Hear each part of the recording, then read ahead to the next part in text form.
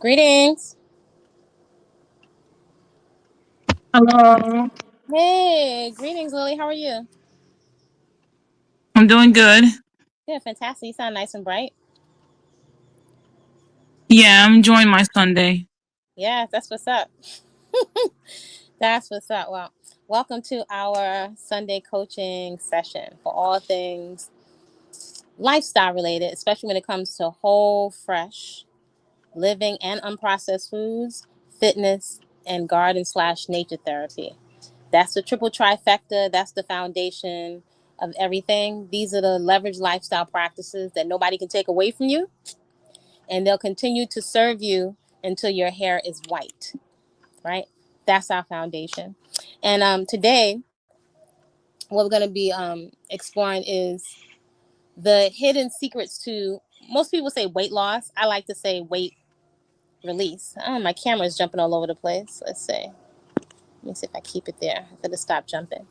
So the hidden keys or the nuances really to weight loss, or what I like to refer to as weight release, right? And I like to be very particular and intentional with the words that we choose, because it makes a big difference in our paradigm and how um, it can give us more access to reframing our perspective, right? Our whole perspective, our whole approach. It can make you feel very refreshed without lying to yourself, right?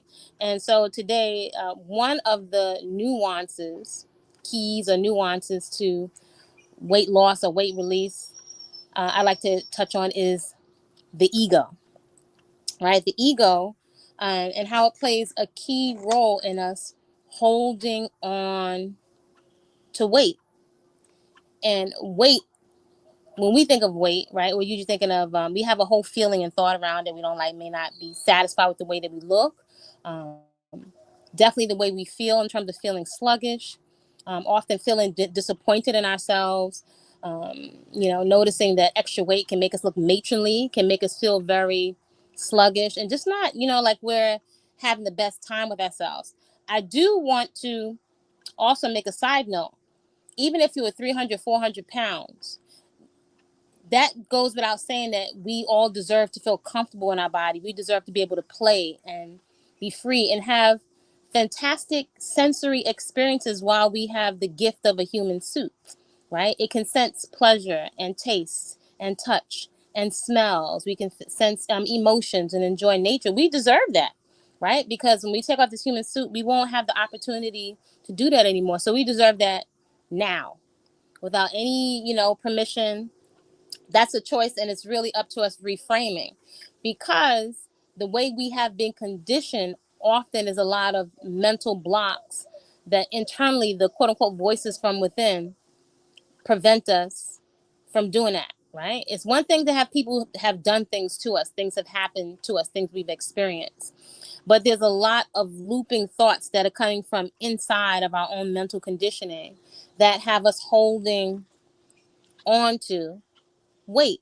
And that usually is accompanied with different habits that we have to soothe and to comfort ourselves. Soothing and comforting ourselves is not a crime. As a matter of fact, soothing and comforting ourselves makes sense, especially when we're in an environment that feels unsafe, uncertain, sometimes lonely, disappointed. So soothing ourselves is not a crime. That makes perfect sense. So that's what we're going to be exploring today. So that being said, any thoughts?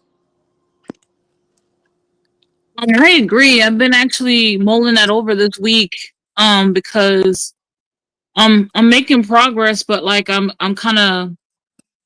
not stuck as much as I'm just going through the process of thinking about the many things that contributes to me keeping the weight on.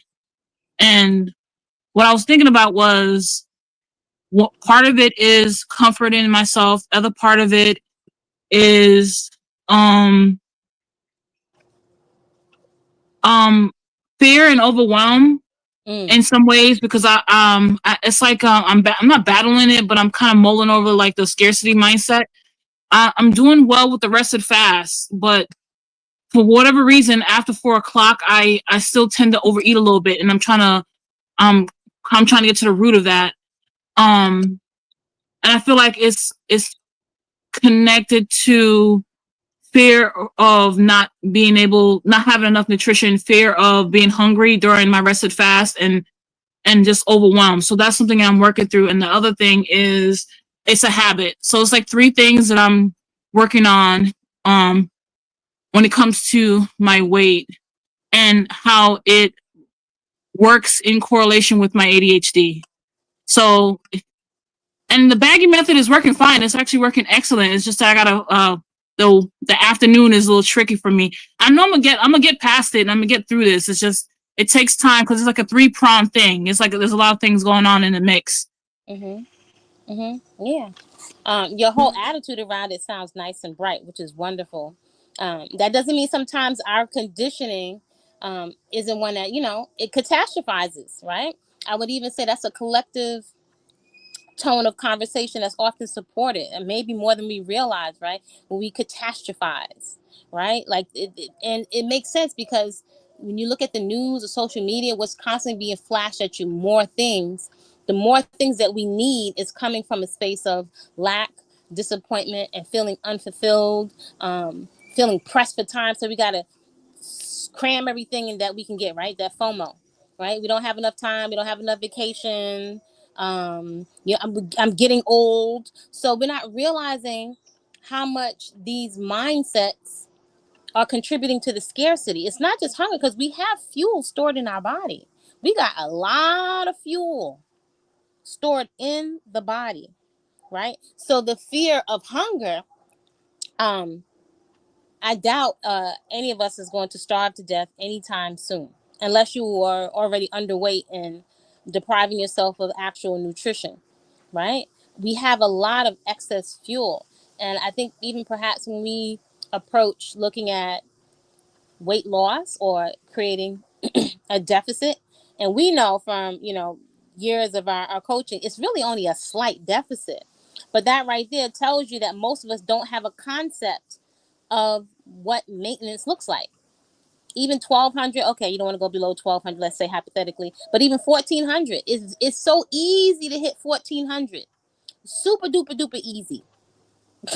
Super duper easy. And it's also, if we had a concept and really laid out not just a concept, but if we had numerous examples of what that looks like for a day, most of us feel uncomfortable with eating the actual amount of gas for our car that we need and creating a slight deficit. 100 calories is like, it's a tiny bit, right? A tablespoon of oil is a couple hundred. So if most people are eating the serving sizes of oil and they just the appropriate amount of food for their car and they just sliced off a tablespoon or 2 teaspoons of oil every day, that would be enough to create a deficit. So that tells you right there, most of us continuously, it's like I would say more of a mental block, right? And a mental resistance. There's a whole tone that feels like scarcity or lack, or I won't have access to the things that are making me feel better, right? So quite often you're using the food for emotion, not so much for nutrition.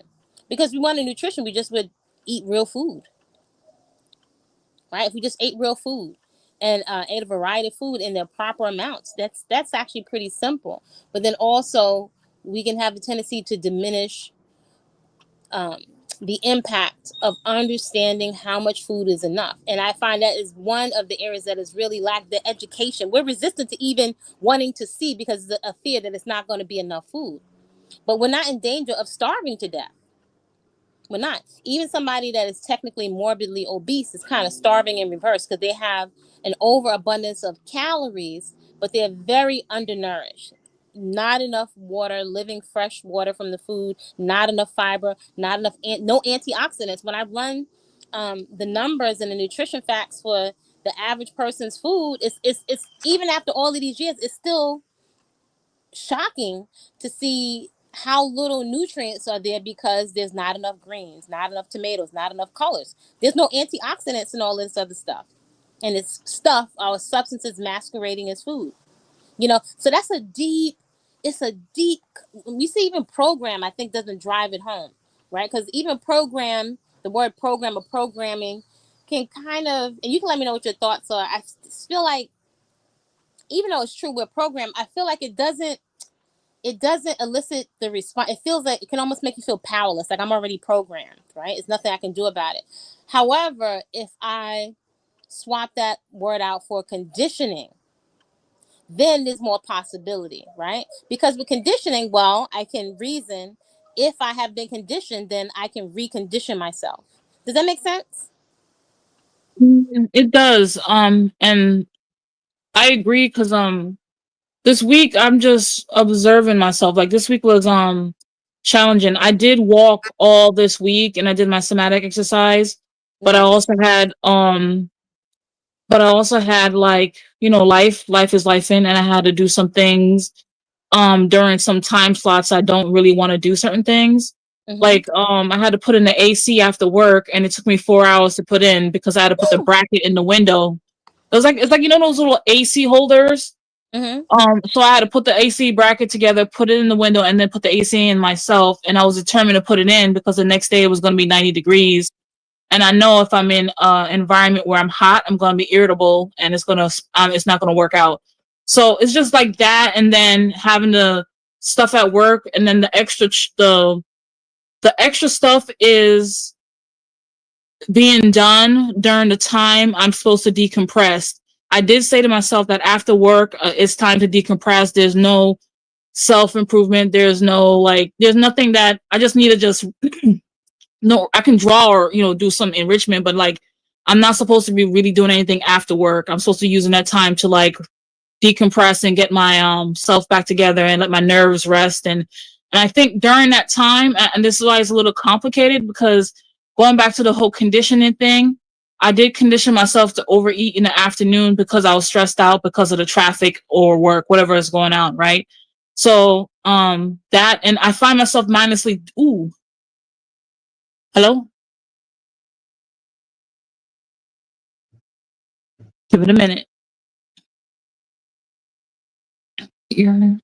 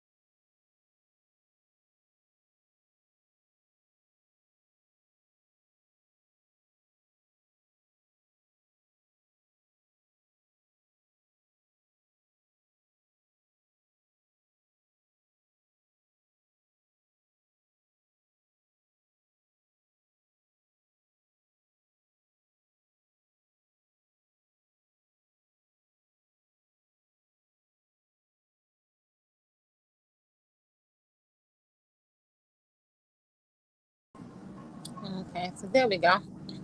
So our phone overheated. We're just talking about the heat, and our phone overheated over here because it is 90 something degrees over here. So let's wait to see. Oh, there you go.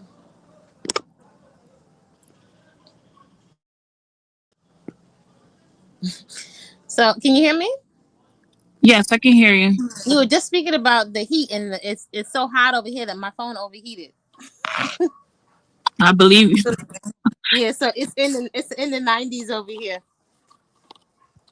It's in the 90s over here. So yeah, reframing. how we think about weight and doing it constantly in a gentle way, but constantly. Really, I would say it's a leverage activity. It goes a long way in you having access to change, like mentally, like to buffering and neutralizing a lot of, we have actual resistance to letting go of weight. In order to release weight off of the body, then it goes without saying, in the most practical sense, we'll have to release habits that are conditioned, that are mindless, that are soothing, that produce feel good chemicals in the body. Um, and they're conditioned because habits, if you do something over and over, it becomes ingrained into your nervous system. Right? I think that's really important. With a lot of the somatic work and the walking, you feel, and you can let me know what your thoughts are, but you get triggered in your nervous system, right? You can feel like, you can immediately feel better in a way that you don't really necessarily even have to intellectualize, right? It triggers, I'd say it triggers you into reverse. It triggers you like nature, the garden, and I tried from different angles. Like this morning, I went down by the river and I was like, oh my, I feel like it's almost like the thoughts just stop. And you start looking at the fish in the water. It's triggering. It's triggering you though in a way that is beneficial to your nervous system. So while there's so many advertisements, so many narratives where we shame ourselves about quote unquote these judgments of I'm fat or I'm this or that, saying I'm these terrible things that are not acceptable. I look this way, I look in a way that is not acceptable, which is going to trigger that fear. I won't be chosen. I'm not going to have love. I might get looked over for a job. I might be attacked or might not be protected. All of these things are coming up in milliseconds, with the shame that comes from I'm making poor choices, right? That's a lot of pressure it's coming from inside our conditioning, and what we didn't make it up, but it's there and it is not to be underestimated. And we can say all kinds of affirmations, but a lot of times there's even resistance to accepting the affirmations because of the evidence that we see and what's already been demonstrated to us. That is hardwired. That is nothing to take for granted. At the same time, if we understand our psyche and how it works, is it possible to recondition ourselves? And it is. Nature is one example, right? You can experience joy and calm and peace in the body that you have now, that makes you calm and makes you feel fulfilled in another kind of way. You can dance and you can sing now, right? That's not dependent on your weight. Actually, there's nothing wrong with your essence. We'd all like to be able to experience joy in our body. And the more unencumbered our body is, the less weighed down it is, the more open it is, the more we can pay attention, the more we'll be able to actually be receptive, right? To have all hands, all our receptors on deck to be able to have experiences of joy in the body. So if we think of how we want to feel, different experiences have left us with feelings or imprints in our psyche. You can't see them anymore with your eyes, they're intangible, but they make you feel a way. They trigger emotions, which trigger actions, which make us want to self-soothe. So maybe you've had a different experience, but I know all my years of coming up as in a very religious family, um, no one ever talked about this, to me. If anything, we were taught to pray over the sick and ask for forgiveness, and we are sinners, which actually makes you feel pretty bad. And then you're begging and pleading, you get to a lot of emotions. But that to me is coming from a place of trauma and also scarcity and fear.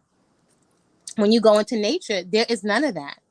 If anything, there's more appreciation. Automatically, there's gratitude. You get to sense abundance and appreciation. Any thoughts? I agree, especially with the whole being in nature. I don't really have a scarcity mindset when I'm at the park. It's very enriching. Um, it does trigger my nervous system in the right direction. Mm-hmm. And I think a little bit of research. I might not be correct, but I know it's kind of like walking is a form of somatic exercise as well. It is. And I always it's funny because now I always wonder why I kept going back to it is because of that. I think it's just soothing to my nervous system. Um, and you're right about the whole conditioning thing. I feel like as a person, we should give ourselves like grace and give ourselves time to recondition. I've been watching some stuff on YouTube. There's this one lady, Dr. Tracy. I don't know what her last name is. She has a lot of Psychiatrist, the light skinned sister with the curly hair. it's Tracy a she's like Marks. she has dreads. She has Okay, yeah. locks. Mm-hmm. She's like mid tone, like she's not dark skin or light skin, she's in the middle. Mm-hmm. Um she's a well known psychiatrist. She has some stuff on your nervous system, and it was a lot. I was watching it this week, and she some of the stuff she was going over, which is, you can actually it's let me slow down. This She's saying like there's research showing that it's not too late to rewire your nervous system or your brain in general, and that your brain is very elastic. Very I know I'm malleable. Yeah. probably saying it wrong. Yep, you're And correct. that you can actually make new pathways with new habits, and you can reframe certain things, and you can teach yourself new things and move forward with your life. So even if you have like a traumatic brain injuries, or something that happened, traumatic past or whatever, you can move forward. And it's funny, some of the stuff that she went over, I was already doing already. Mm. um like which was like the whole somatic exercising, the dieting, the exercising, counseling, and all that stuff. Yeah. Mm-hmm. That's beautiful. That's beautiful. Um, one of the I think I love distinctions, right? And I think there's a distinction when it comes to ego. There's all like different types of interpretations and stories of what the ego is, and I have my own distinctions. I think one the key distinction when it comes to the ego and it how it's wired to keep us the same. I was journaling. I was just reflecting that the ego, right, which is not something you can touch, right? It's really our sense of self in this human existence in this 3D plane.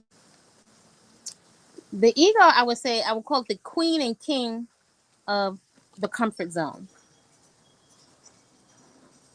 It it it it's it likes to stay and maintains itself in comfort because, as I say, it comes through the back door. Comfort to the ego, which I call like our security system. Comfort registers as safety, right? So just let that marinate for a minute. Comfort is marinating as safety, familiarity, and safety. Right? Any thoughts?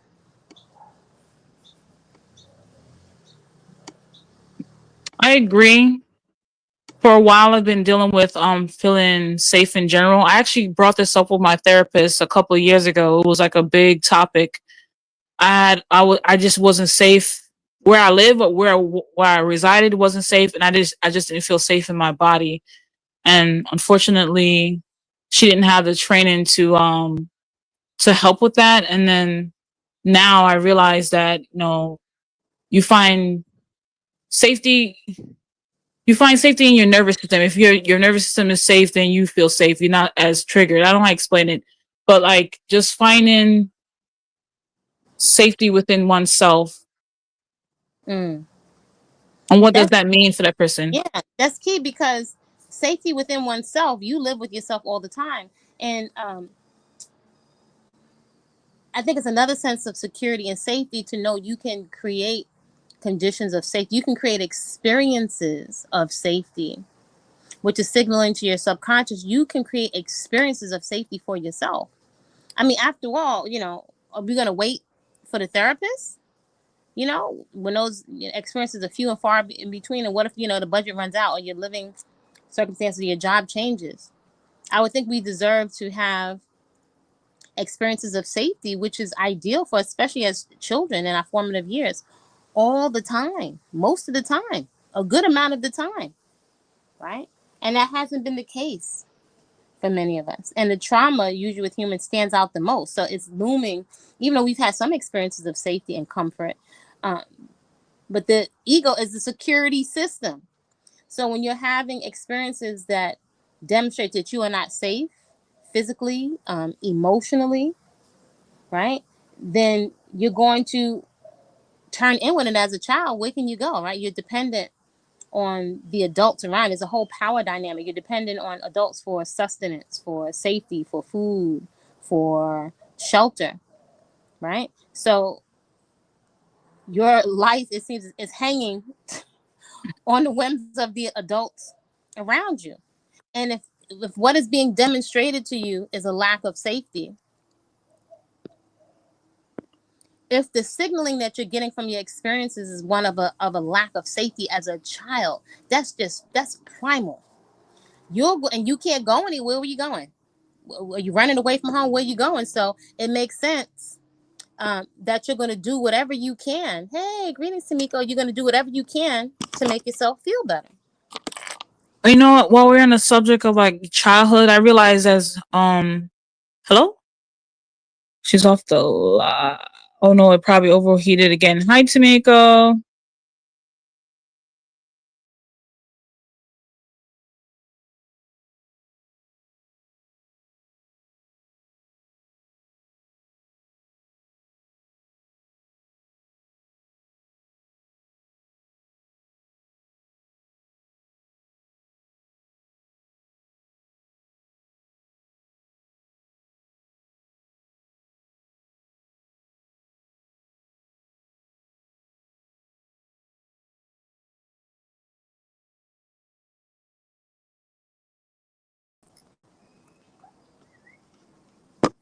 There we go. Can you guys hear me?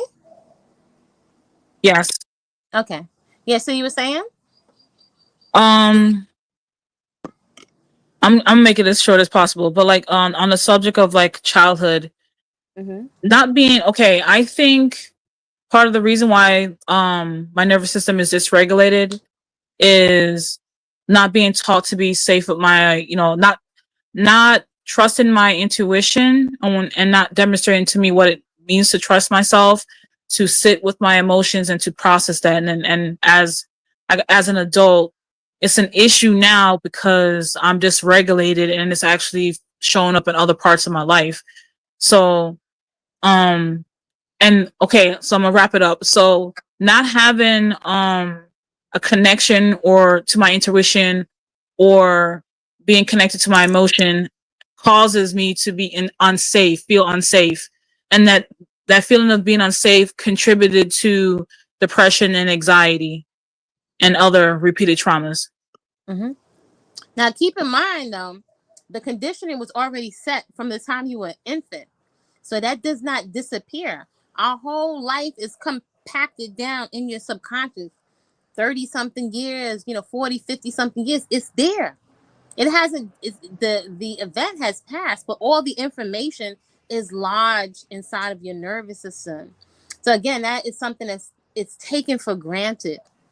Right. So we wind up beating up on ourselves or shaming ourselves without having a full understanding of our psyche.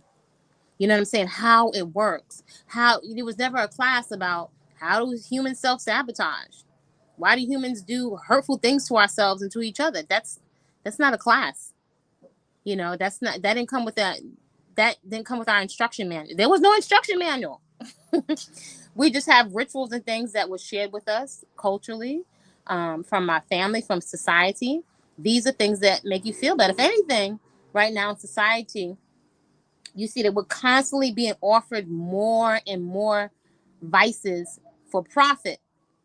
We're offered vices with in the absence of understanding our own psyche, how it's formed, how our nervous system has been rigged and hardwired and conditioned.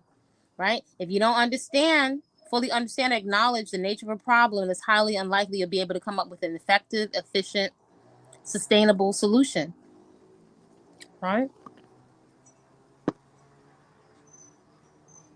Hey, Tamiko. Yeah. Everything is good. We're good. We're good over here. Missed you. Missed you, Tamiko. Yeah, so today we're exploring the nuances, the hidden nuances when it comes to weight loss.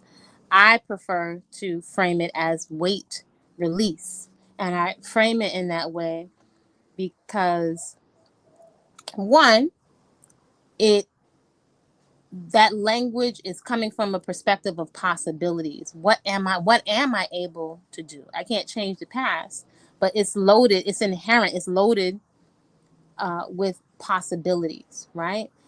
It's more motivating when I can think of possibilities without lying to myself, right? If I can understand I'm conditioned, I have been conditioned, right, from society and trauma and things, but there's a possibility. If I was conditioned already, what's the possibility of reconditioning myself? In contrast to I was programmed. I feel like, okay, I was programmed and this is just the way my life is, right? So to use a language that not only has possibility, but it also has another distinction, take 110% responsibility for ourselves. If that becomes the language, oh my God, it's very confronting. Sometimes it can be very triggering in terms of bringing up anger, like, I didn't do this to me. I didn't ask for certain things to happen to me. I didn't ask to be born into this situation.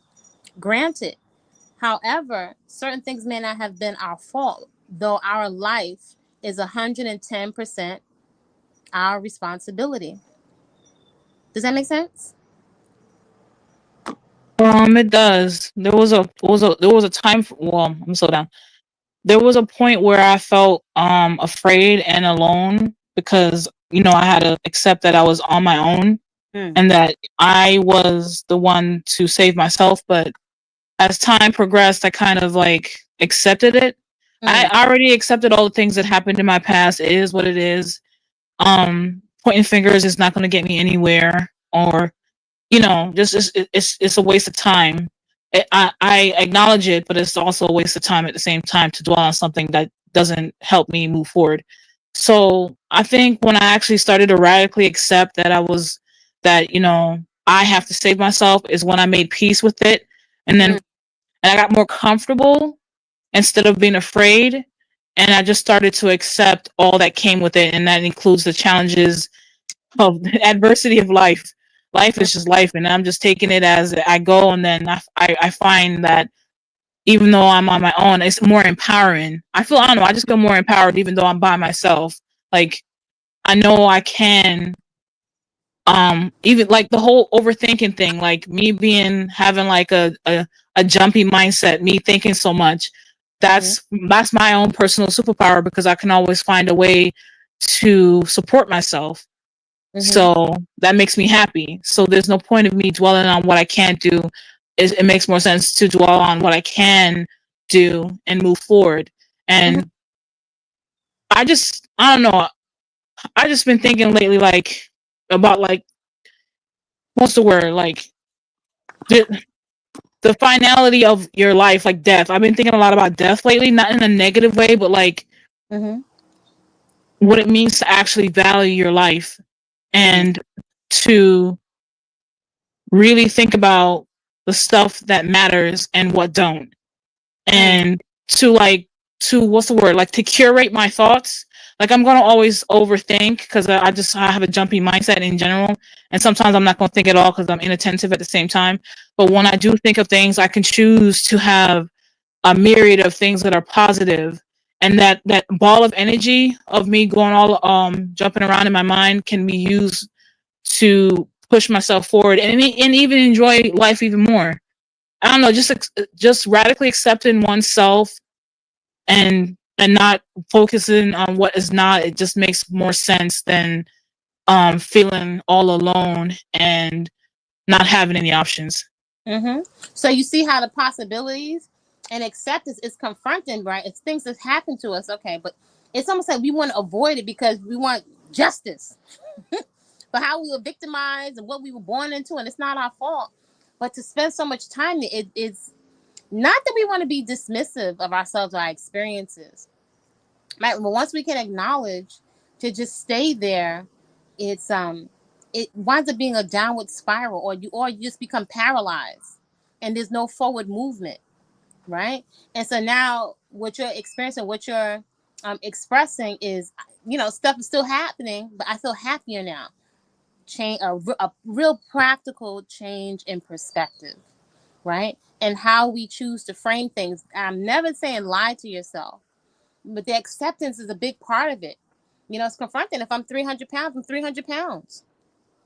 Right? Those are the things, like, it's in your own head that you may have your own version of it that we don't want to acknowledge because we're scared of the shame, there's a mental weight that you can't touch, but there's a shame, how to let my body get this way.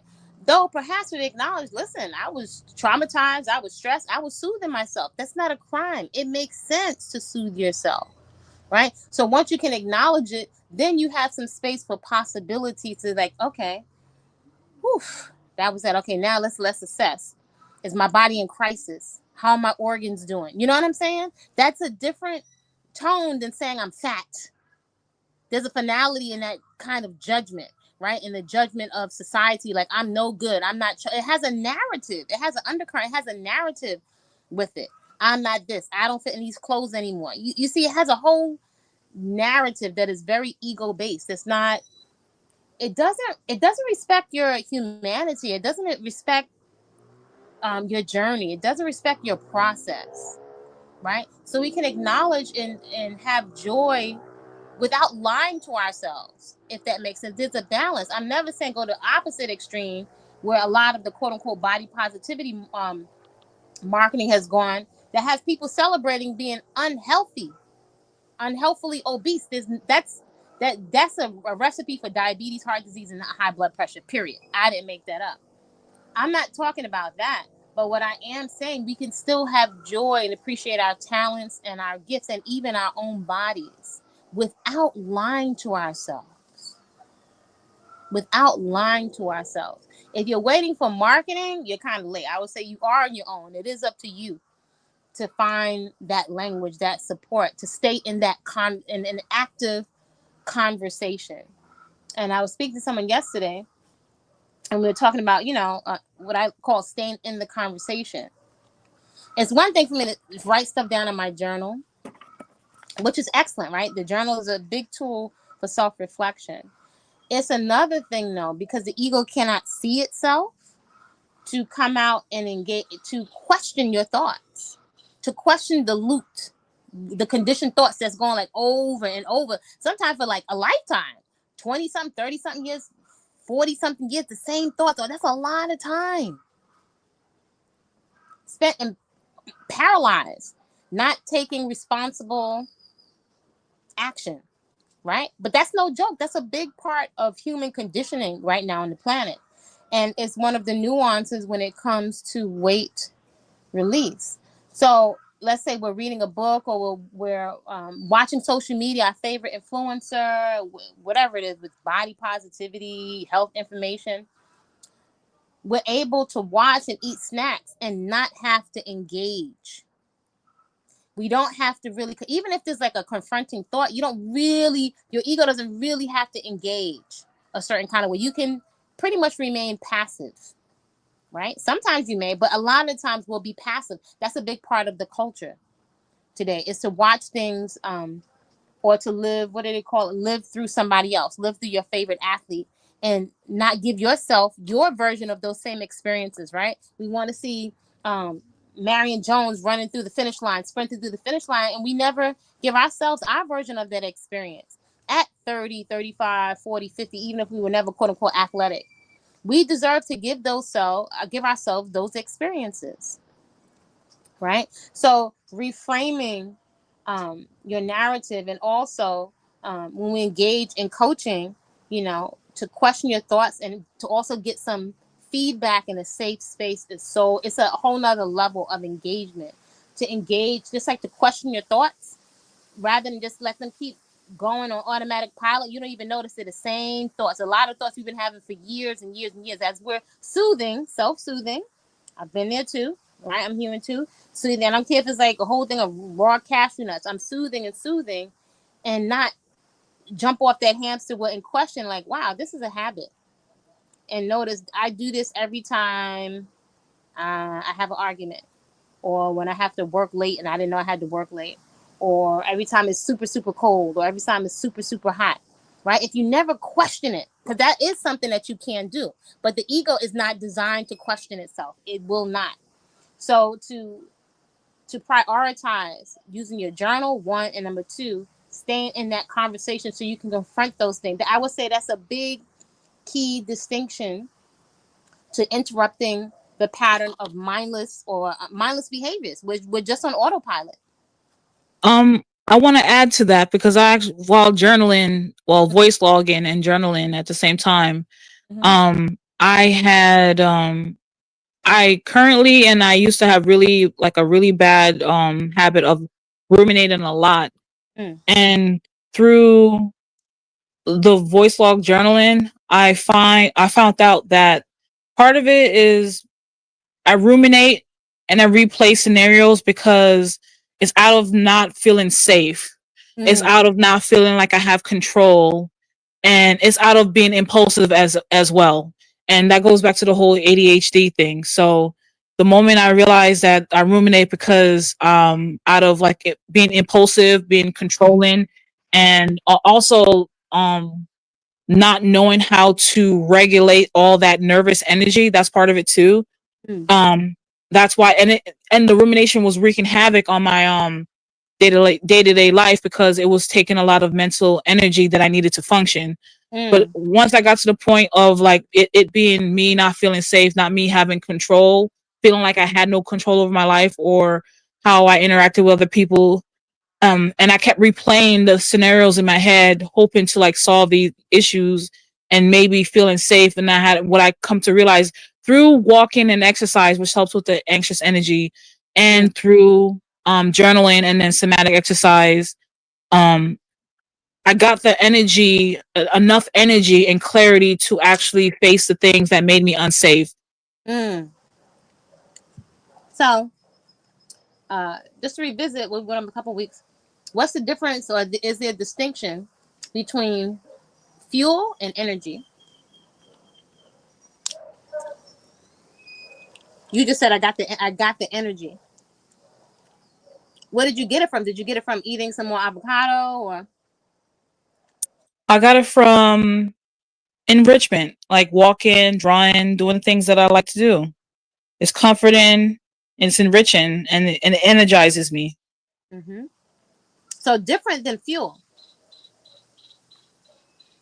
than physical food, right? You just made a big distinction between feeling energized from doing certain types of rhythmic, nature-based activities, and fuel, the food that we eat, right? Which we usually would say we're getting energy from, but often we don't make the distinction. Does that make sense between the fuel and the energy? Yes. That's a huge distinction. Any thoughts, Tamika? That's a huge distinction. And even if you come across a bit of information like, okay, that hits different. Again, it's so beneficial to stay in the conversation where you're stimulating thoughts, so other people are having experiences, their own experience there, where you can compare notes. You know what I'm saying? That is so important. That kind of community, in that sense, is very beneficial. Very. Um, Go Now that ahead. we're talking about the whole energy thing, I think the way that I'm gonna handle the afternoon cravings, I'm gonna have to up the activities that give me energy to offset the conditioning of me overeating in the afternoon. I'm gonna have to move stuff around and figure it out because I think if I Now, put more, remember also, it's not always doing more. Also, if you create an environment constantly, like I call it feng shuiing, right? Really constantly um, maneuvering your space, decluttering, opening up areas so you're not feeling every single corner of your house, with an object, making more room for light, for plants, that also frees up a lot of mental space and can trigger you in the opposite direction because again, it's calming to your nervous system, and also knowing that you're letting go of things that don't have a use, that are taking up space. Literally, you're making psychological space for something else, even if that's thinking, even if that's breathing, even if that's relaxing. You know?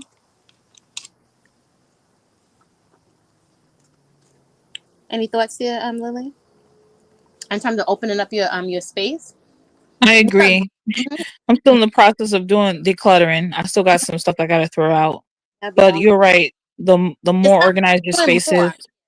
It's not always the doing more, because when you're in nature, it's automatic. It's like that's beautiful. It's like what I call a no-brainer. You don't even have to do anything, right? So I would recommend. And last week I did post. If you looked in Sunday coaching, and the Sunday coaching video was there. Also in homework, um, we're revisiting styling again. Styling, I also like to couple with decluttering. Is really important, because if we still find, there's nothing wrong with nice things. I like nice things. However, one of the videos that I put there was like questions to ask yourself about your wardrobe. You can also apply it to things in your home. If there are things there that you're not using, because it's easy to acquire a whole lot of stuff. But if you have a list of questions, like one of the ones I like personally is, there's a reason why I'm not wearing you. Like to pick up a piece of clothing, like there's a reason. It could be the fit, it could be the fabric. Before I was like, okay, but I like the color. But if I don't wear it, there's a reason why I'm not wearing it. If I would say right now, I'm in menopause, right, at 55. So I used to think I could ignore it, but I'm hypersensitive to clothes where I feel like I can't breathe. It is a feeling. It feels like you're suffocating.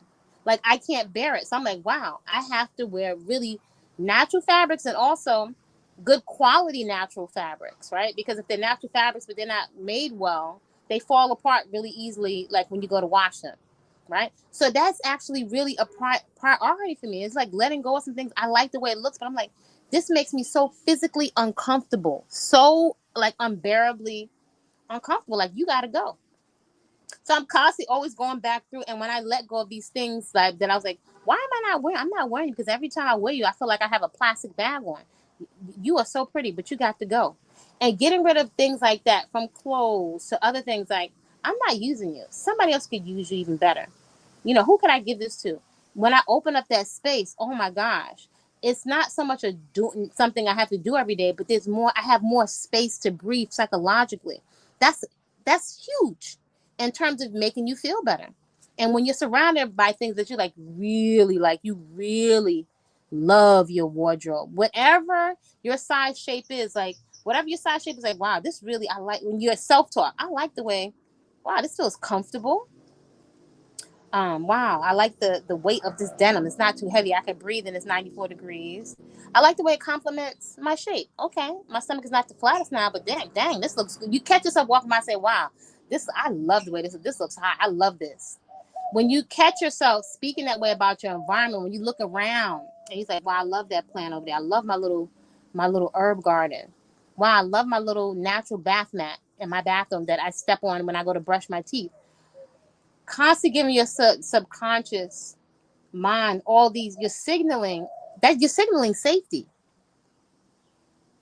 and curating your environment, curating your wardrobe, and maybe perhaps explore, you know maybe I don't need anything else. Let me shop my closet, because I know I have some things in here that I really love. But if you keep paring down, you make more room for some stuff that you really, really love. Sometimes you got so much stuff you can't even get to wear the stuff you really love, because you just have more stuff than you can actually manage. We have more stuff that we can manage. That is stressful. More stress.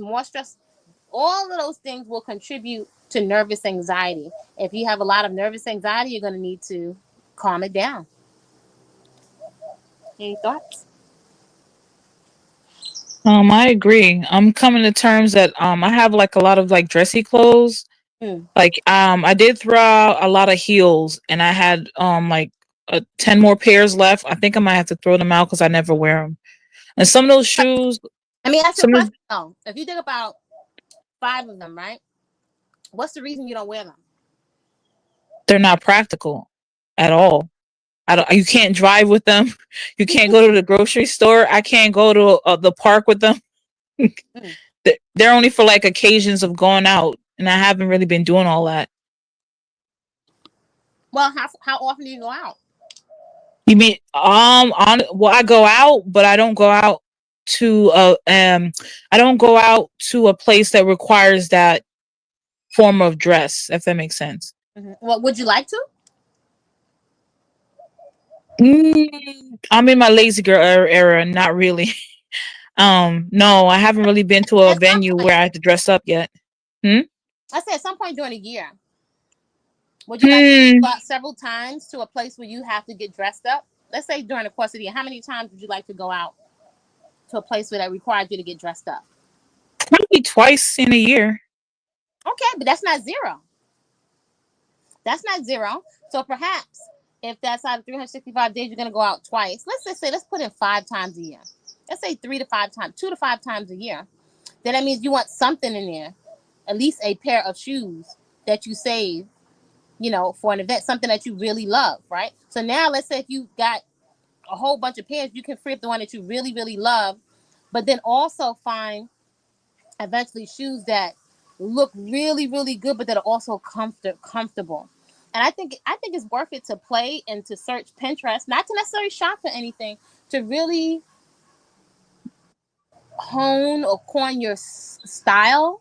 And I was even say not just style, but your personal expression. Just like when you're expressing your artwork and your drawing, like how you would like to express yourself in clothes. I don't think it's insignificant. I don't think you need to spend a lot, but to play around. Like let's say like if you have some shirts or things you're not wearing, cut it off, or um what are some styling hacks to play on with tucks and half tucks, rolling the sleeve up, rolling the the cuffs up. Like play around and style your clothes, right? Especially when you have things that are comfortable and you really, really love the way you not only look, but how the clothing makes you feel. How you feel in your clothing. Because how you're feeling is leaving imprints on your psyche. Does that make sense? It does. In terms of those heels, I'm just gonna throw out half of them.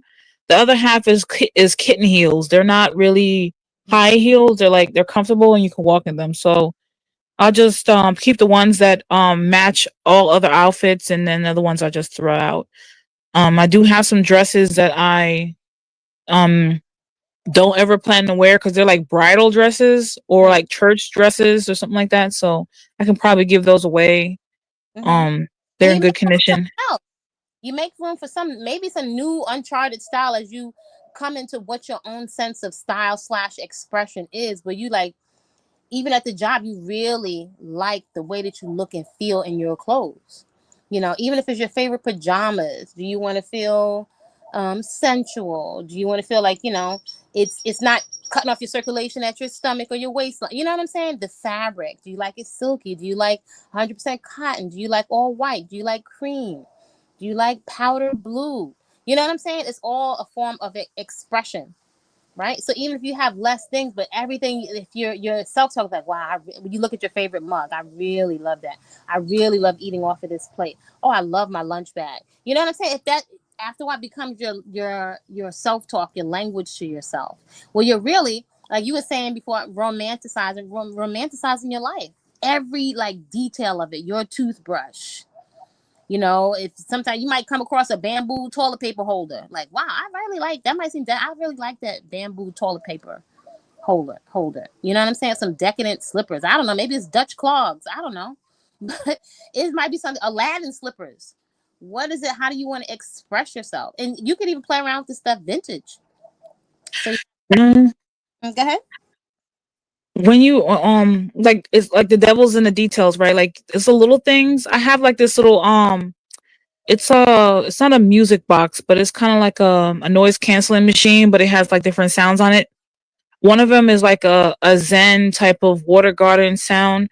So whenever I like get up in the mornings, I slowly get up in the mornings and I have to go to the bathroom Mm-hmm. to do whatever. I have that on blast, not too loud, but like I hear like the nature sounds, and then I have it on throughout the whole morning. And I think that plus changing the ringtones on my phone, I realized that Like certain ringtones make me anxious and Mm, on alert. So I change it to more soothing sounds. So when someone calls me, it's more like a very soft, whimsical sound, and mm, I don't feel triggered. It's like the devil's in the details for real. Like there's little things that add up that mm, triggers your nervous system.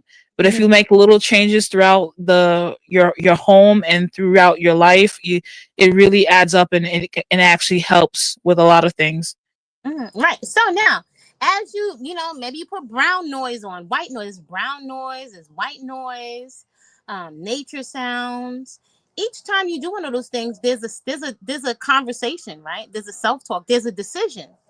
So that means you're engaging your ego and you're engaging your essence. Because every time you make a decision, you're giving some type of proof or evidence to your subconscious and also to your nervous system.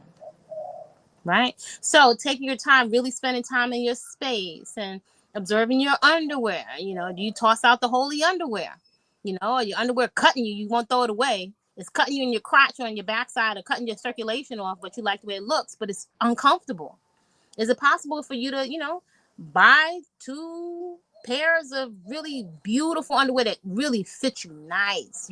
Take your time and research it, pin it on Pinterest. Maybe save your money for it and have two beautiful pairs of underwear that you wash out. Maybe it's leopard print. Maybe it's some really nice kind of cotton. But it fits you comfortably. That's important too. It fits not because that's honoring yourself. You're honoring the shape and the body that you have now. All of this allows you to exhale and to release. Right? All this, think about when you do things like that for yourself, how you buffer and neutralize fear. That's affirming to yourself when you're honoring your body, the body that you have now. I know what that's like. Somebody that's been athletic and competed. I know what it's like to be on the stem and say, I want this fat gone. That was my self-talk. And I also know what it's like to be running something and talking to myself like, I'm an athlete. I'm like, well, this is my self-talk to myself. I'm very big on observing my self-talk. So when you're really honoring the body that you have now and you're doing like really kind things and you're acknowledging this is the body I have now. I'm going to respect this is what I have now. It's like respecting the tools and the toys, the things you have now. If you want something else, you got to take care of what you have now, right? That's just a basic principle, right? So in honoring and loving the body I have now, maybe you got some ripples and stuff. And it's like, you know what? I like you.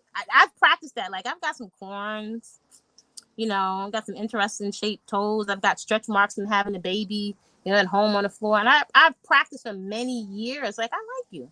These are my teeth. And it's become a habit. So I find myself smiling at myself in the mirror. Right. So you're giving evidence without lying to yourself.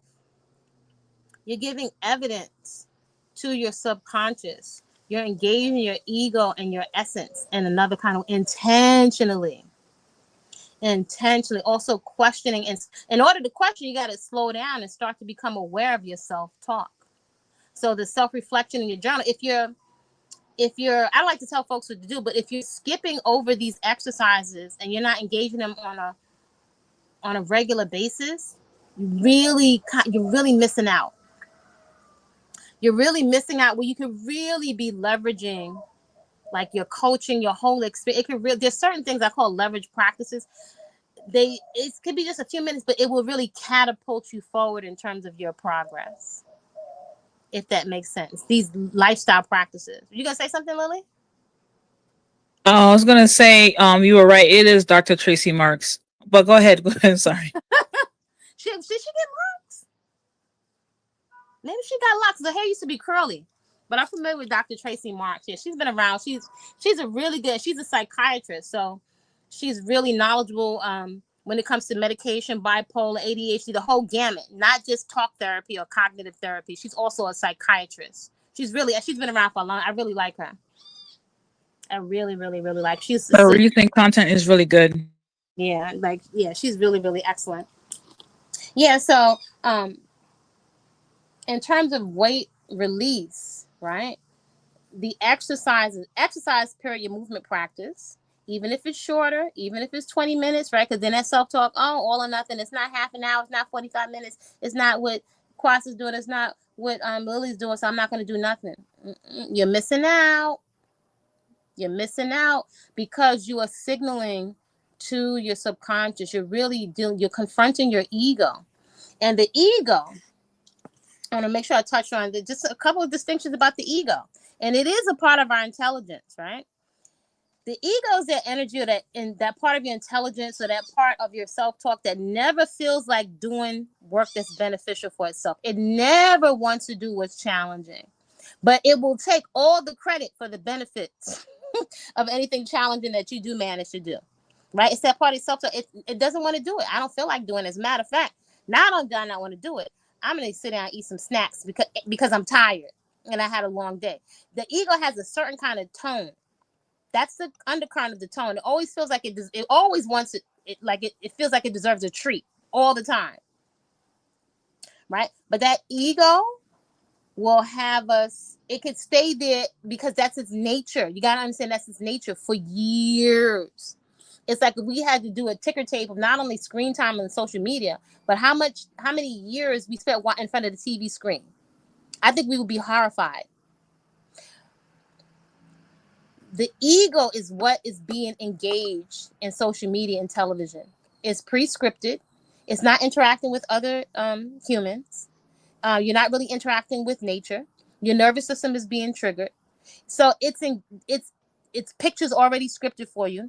It's engaging your ego. It's really a lot of times really triggering your security system.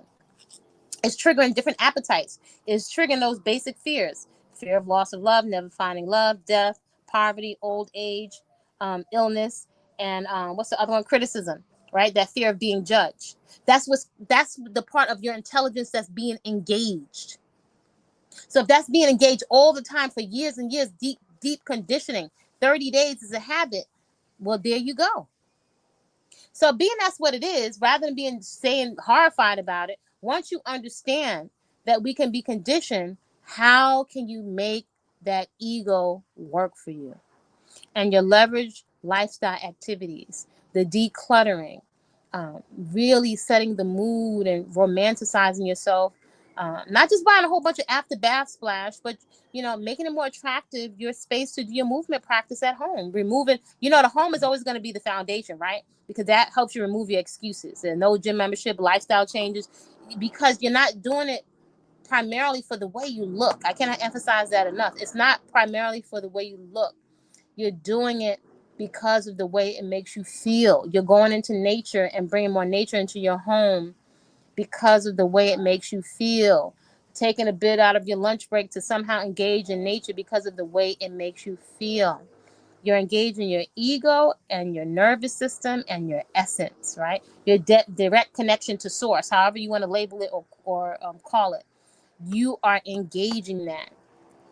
Right? And then also on Sunday, when we engage in coaching, you're getting feedback on that. So you don't just stay in your own ego, because the ego, quite often, it's not honest. It's very slanted, has a narrow vision. It's always going to tell itself what it likes to hear about itself. It's very, very fearful. So you want to be able in safe spaces to come outside of your ego and to engage your essence. Does that make sense? Yes. Yeah, these are key distinctions, right? And so, not that you can do certain things you can do on your own, but many of us initially don't have a frame of reference. Many of us don't know how many calories in a pound, how much to work out, how much strength training, when to change it, let alone when am I engaged with my ego, realizing when you are triggered, how to get off that trigger trail when you're already engaged, and you already got your elbow down in the bag of chips with the cheese doodle orange powder on your face, and like, how do you pull yourself out of it? Because you're an automatic pilot. That is something not to take for granted. It's very, very humbling, the human condition. What is Mademoiselle Tamiko saying? She said yes. It's no joke. So to give yourself some support and not lie to yourself, but not to beat up on yourself, right? That ego is like a big part. It's a part. You have the ego and you have your essence, as I like to call them. They're huge keys to understanding our autopilot behaviors. And it's very important to get very, very clear on what we're working with. Look at our results. compare our results over time, right? So now you have years of journals, or nice imperfect, imperfect results. You can compare and contrast. It's good periodically take a look, use your assessment, not to judge yourself, but just so you can. Key, I want you to write this down this week, and I invite you to use your journal to self-reflect on pattern recognition. What does that bring up for you? Pattern recognition. What kind of patterns can you observe within yourself? Are there any through lines over the years? Or are there some patterns that have been more distinct at times that ease up over time? What was going on in your life around those times? Within movement, life crises, promotions? What kinds of patterns can you observe in your consumption patterns? What kinds of patterns can you observe in your engagement with people at work? How do these patterns feed into your patterns of how you eat, or if you're eating mindlessly, or you not being well rested? What kinds of patterns can you observe? Right. So this week in our journals, we're looking at the ego. Right. What are the nuances when it relates to the ego? And when it comes to, most people say weight loss, I'm going to say weight release, right? And keep in mind the definition that we're working with here is that the ego is our security system, our sense of self, how we make ourselves feel safe in the world to maneuver out here. But also, the ego is always going to register comfort, even if the comfort is taking your body out. If you slow down and listen while you're eating whatever it is that you're eating, really strive to stay present and just observe. Observe you eating 2, 3, 4 servings. Don't beat up on yourself, but observe, because that comfort is registering as safety. Key. Same thing with drugs and alcohol. The numbing out or the turning inward, it registers as a type of safety. And the ego wants to stay alive, the sense of self, survival mode at all costs. Even if that's your mind turning in on itself. And if it takes the body tempo out, oh well. If you get diabetes, oh well. But do understand that the ego is registered for comfort, which is reading as safety. Does that make sense? Yes. Mm-hmm. Yeah, and the nervous system, regulating your nervous system is key. That's why we move. That's why we engage nature. That's why we want to strive to eat when you're calm. Noticing, are you calm when you're eating? Strive to be an observer rather than just passing. Okay, you pass judgment. Okay, let's say within the ego. Okay, and the ego wants to be right. That registers safety. See, I told you I was right. Now I can be on my job doing security. But understanding all the different ways that comfort and self-soothing, even if it's to the detriment of our bodies, registers as safety because it's familiar, and also because we're getting a chemical fix inside the body. Right. So I'm going to look forward to seeing your reflections on this inside of the chat. I'm going to put a thumbnail on this, and I'm putting in coaching. I think I'm going to add a couple more styling videos. So I invite you to look at these things. I know I've been actually, it's become like a hobby, a side hobby of mine, learning about silhouettes and cuts and fabric, and how clothes are making me feel. And I can't believe, I feel like I've really begun to put together some patterns, and I feel much better in my clothes. And I keep finding myself going through and curating and getting rid of more stuff and more stuff because I'm holding on to it, but I don't like the fit. Again, like, there's a reason you hold up different pieces. There's a reason I'm wearing you, right? And listening to it, you don't fit right. I'm sweating too tight. It looks nice, but it's uncomfortable. So, you got to go to somebody else, right? Freeing up more space, and not necessarily refilling the space with something. Right? Learning to leave some empty space so that we can breathe and so that we can relax and not feel like we're all cluttered in. Right? So, if you have any final thoughts or questions. No final thoughts. If anything, coaching, there's some things I'm gonna think about, and the session really helped me to like think about those things. I'm gonna think about some things. No final thoughts. Mm-hmm. And remember, romanticize your food, right? Because a lot of times the junk food's winning out because we've got a romantic story. Remember, the marketers have already given us a Hershey, Skittles, Reese's peanut butter cups, I don't know, so and so steakhouse. It has already romanticized it for us. So it's up to you to really take your time, cut your food finely, your greens so that you can chew them well. Add lots of color to your plate. Take your time to really make sure you got your spill proof Tupperware and your nice cloth napkins. Romanticize your food. Romanticize your food. Make it romantic. The containers that you carry it in. Sitting down to calm down and have some nature, around you or next to you as you're eating. All right, ladies. So I will see you in the chat. Good to hear, feel you, Tamiko. And I will see you ladies soon. Bye. Have a good afternoon. Too.